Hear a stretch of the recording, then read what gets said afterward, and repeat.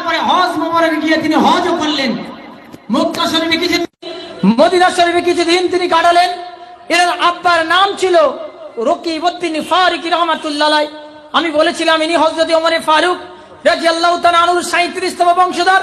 সেই ওমর ফারুক 37তম বংশধর মাওলানা সুফি আজান গাছী রাহমাতুল্লাহ আলাইহি। এর আব্বার নাম ছিল রকিবউদ্দিন ফারুকী রাহমাতুল্লাহ আলাইহি। ইনি ছিলেন মক্কা শরীফের মাতোয়ালি। এনার নানার নাম ছিল দিন মুহাম্মদ মুফতি মুআজ্জম রাহমাতুল্লাহ আলাইহি। ইনি ছিলেন হারাম শরীফের মুহাল্লিম। তিনি মক্কা শরীফে কিছুদিন, মদিনা শরীফে কিছুদিন কাটিয়ে আবার নিজের দেশে ফিরত আসলেন। নিজের দেশে এসে তিনি একটা হজরা বানালেন।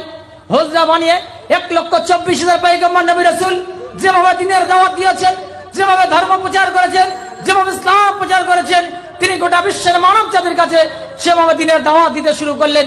বাবা নামাজ পড়তে হবে বিনা গাজায়, বাবা রমজান মাসে রোজা রাখতে হবে, বাবা হালাল খেতে হবে, বাবা সুদ মুক্ত জীবন করতে হবে। যেমন আমায় আপনার নবী বিশ্ব নবী হাবিবুল্লাহ জনাবি মুহাম্মদ রাসূলুল্লাহ সাল্লাল্লাহু আলাইহি সাল্লাম মক্কার জমিনে কোরআন এবং হাদিসের আলোয় আলোকিত করার জন্য টাটকা তুলে ধরেছিলেন। এক শ্রেণীর কিছু মানুষ মেনে নিয়েছিল, আর এক শ্রেণীর মানুষ তারা মানতে পারলো না।